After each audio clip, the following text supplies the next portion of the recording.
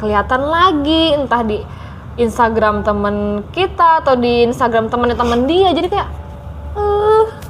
merusak gitu. Sampai gini loh, aku sampai kayak bukan mikir sih, ada bikin keputusan sampai ngomong kayak gini, kalau misalkan mau mungkin ini karena bucin kali ya, kalau misalkan mau selingkuh boleh deh gitu, karena ya mau gimana pun juga itu susah untuk diubah asalkan bilang dulu.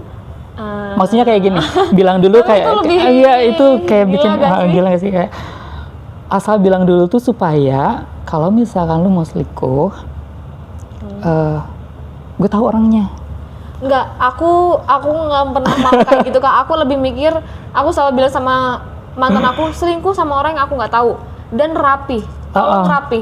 Aku selalu wanti-wantiin, ya biarpun maksudnya siapa yang mau sih diselingkuhin.